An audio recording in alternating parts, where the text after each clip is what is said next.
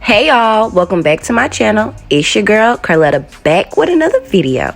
In today's video, we're just doing a get ready with me.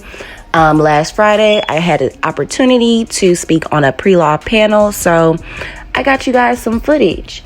If you guys would like to watch the whole makeup tutorial, fine by me, be my guest. I'm more than happy, that you guys are here. But if you're not into the makeup, that's cool too. All you have to do is fast forward to the time listed in the description box or that popped up on the screen just now. And before I forget, I have to remind you guys, we have a 100 subscriber goal.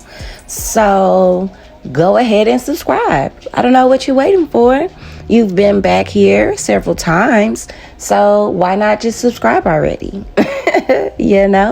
Click that red button. It's really easy. It's really simple, and it doesn't even hurt, It doesn't even hurt. It just helps me out a whole bunch. Also, don't forget to like this video. You don't have to wait to the end to like it. I know you like it. I know you do. So go ahead and click that button. I don't want to ramble too long, so I'm going to go ahead and let you guys enjoy this footage. I hope you guys enjoy this video. And once again, don't forget to like, comment, and subscribe. And I'll see you in the next one.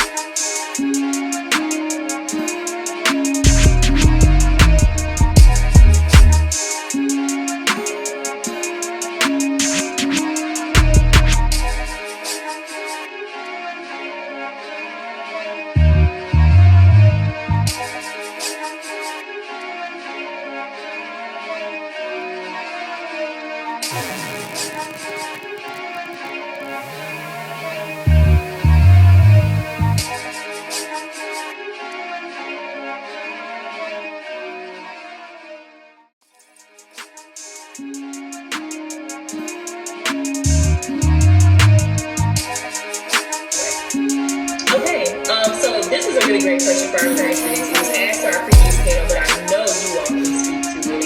How has the SULC adapted you for virtual learning, or how have you transitioned into virtual learning? And also tell me if you like it or not, and be completely as transparent as possible, because everybody has different learning styles, and it is understandable if virtual doesn't work for you. But definitely give us, your outlook on it and how you've adapted to make it work. If you don't like it. I'll go first. first.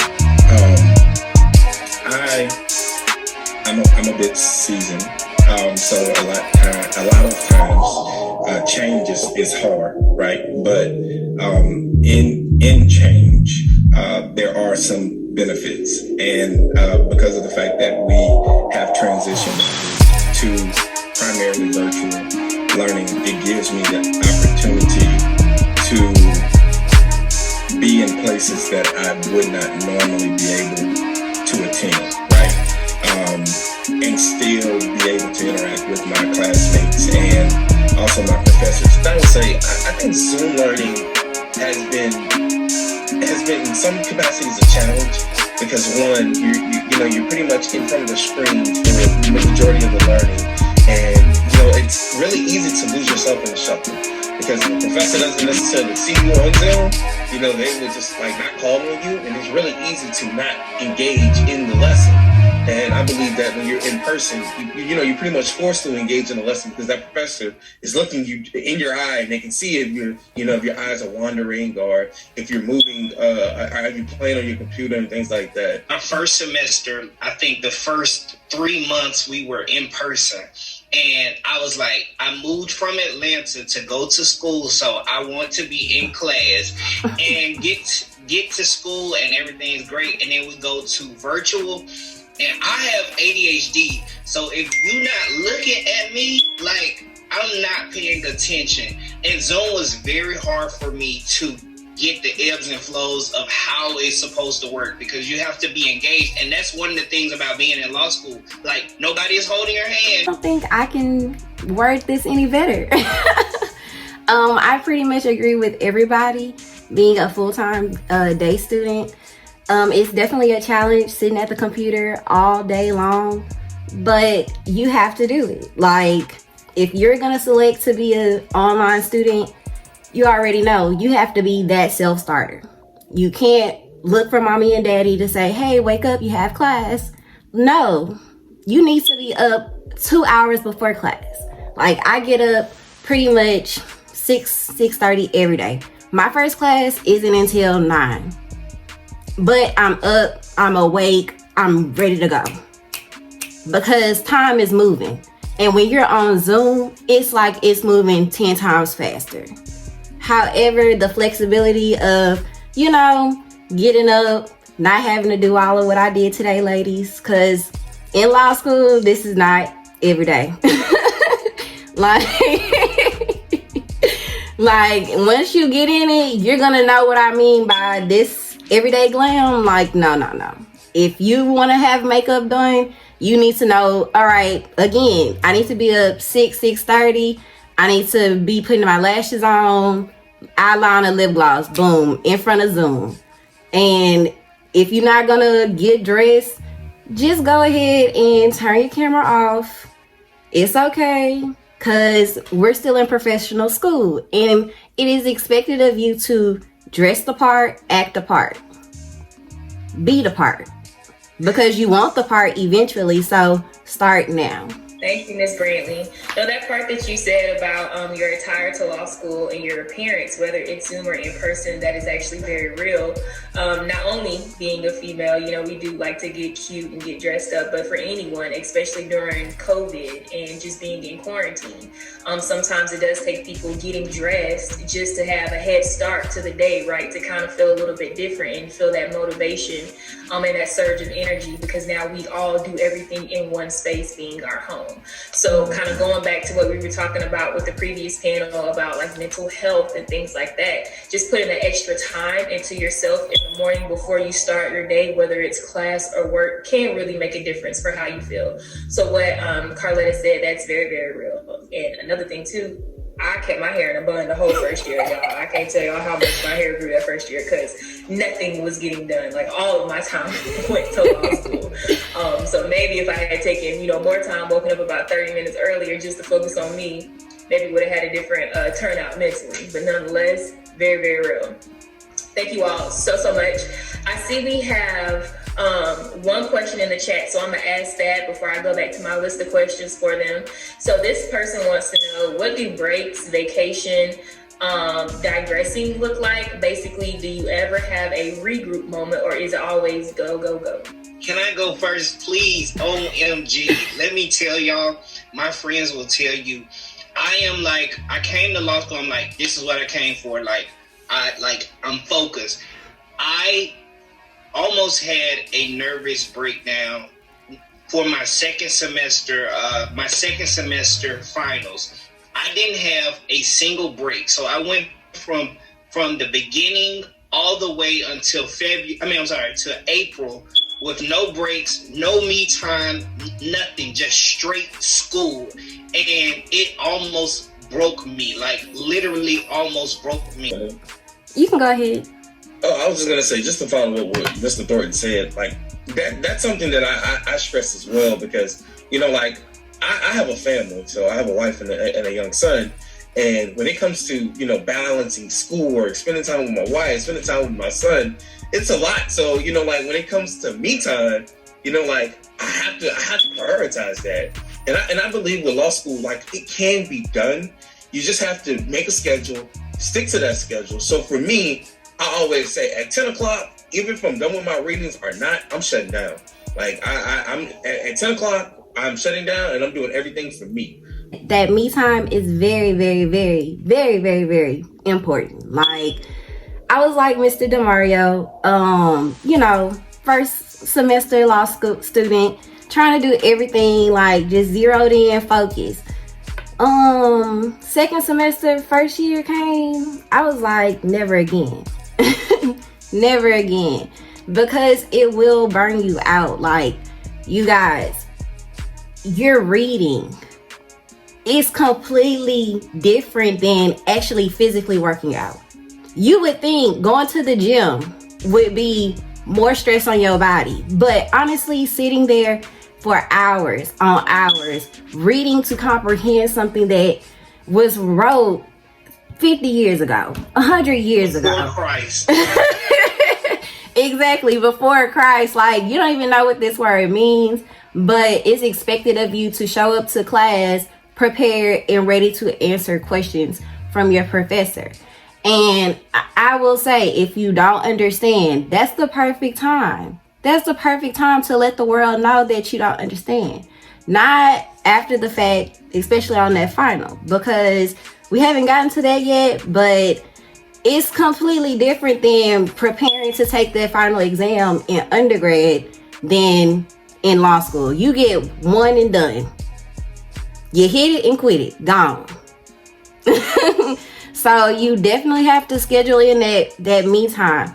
I will say Mr. Miles made a great point. Like, have a schedule. So before every semester begins for me, I sit down and I'm like, okay, I know I like to work out. I know I have to have that designated me time where I have self-care, getting my nails done, hair done, spa day, whatever, walking my dogs, whatever you do that makes you feel like you, that makes you feel happy, gives you joy, get you up in the morning. Because I'm going to tell you, it's not going to be law school. It might be for some special people. And that just means that you love the law. You really, really have a good love for the law. But for most, your first love is not going to be the law. She going to try to be. He going to try to be.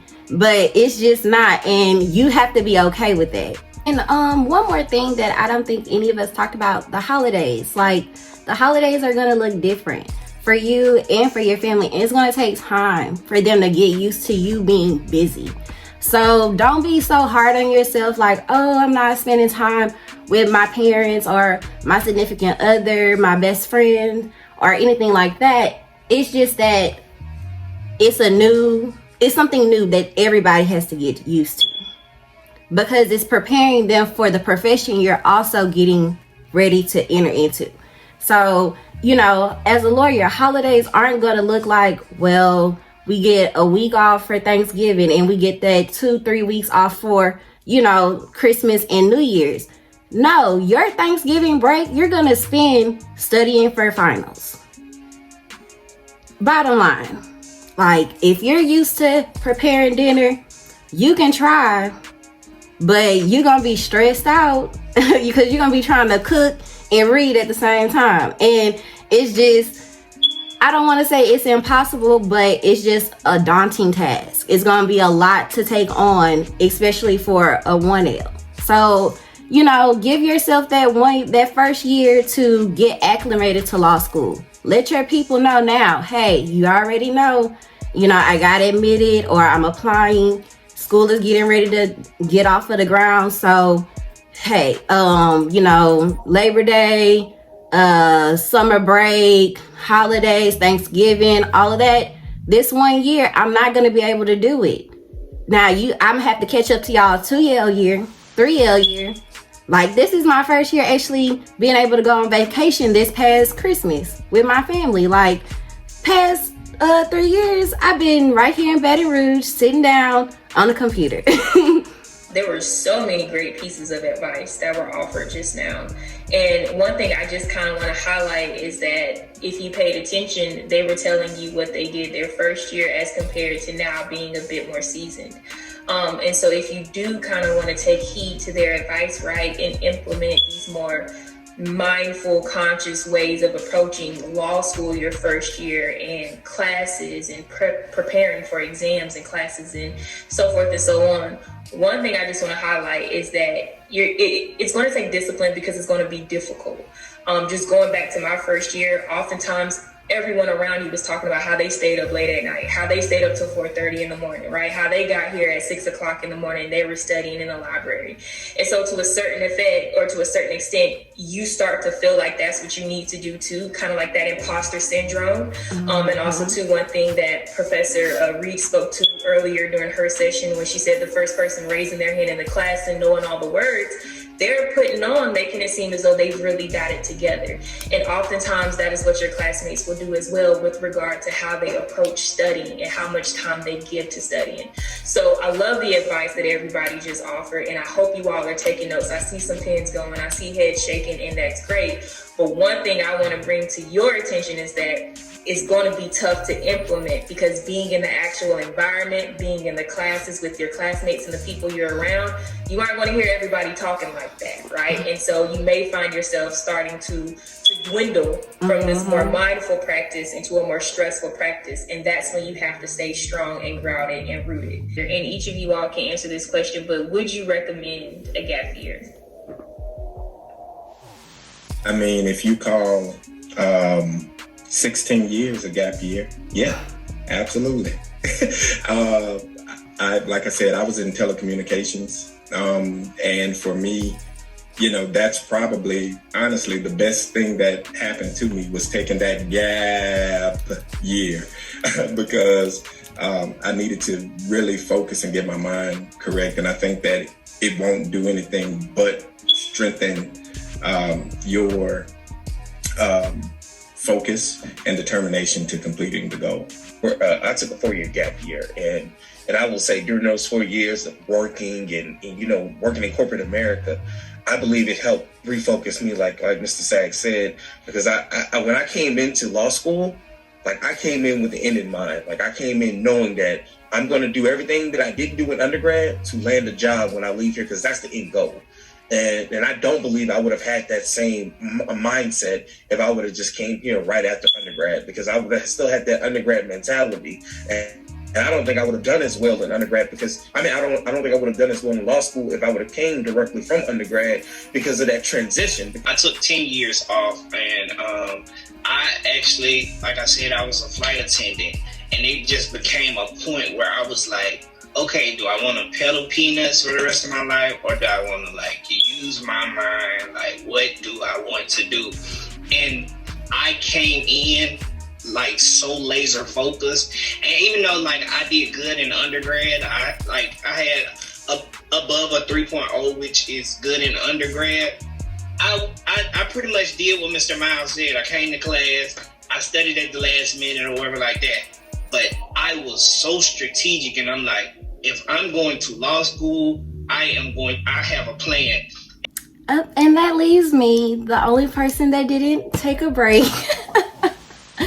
I just was like, am I gonna take my foot off the neck, or am I gonna keep it on there? And I was like, I'm gonna keep it on there. God told me to go, so I'm going. And nothing, nobody, despite all of the, well, what if this? What if you don't get in? What if all of the negativity, all of the what ifs that were around me, I didn't care. I was like, so be it. If God want me to take a break, then I'm gonna take a break. But that doesn't mean I'm gonna just sit down and not do anything. And that's one thing that everyone has mentioned that took a break. Like, they took a break, but they were working. They weren't just sitting at home with mama and daddy like, oh, what we gonna do today? Mama, what we eating? What you cooking? Like, nobody was doing that. Everybody was out there hustling on the grind, trying to figure out whether or not, this is not what I really want to do. Like, I'm not trying to be a flight attendant. This was cool. I got to, see the world, but guess what? I'm trying to get that back. So I'm finna go over here to SULC and they finna help me. Okay? And it's really honestly up to you. Like, that is a preference thing. Like, nobody could tell you when you're ready to go to law school. Nobody can tell you that you're not ready to go to law school. That's up to you to decide. Because you're going to be the one in the classes. You're going to be the one taking that final. You're going to be the one taking that bar when it's all said and done. So if you think you're ready, then go for it. Why let up now? You went through high school.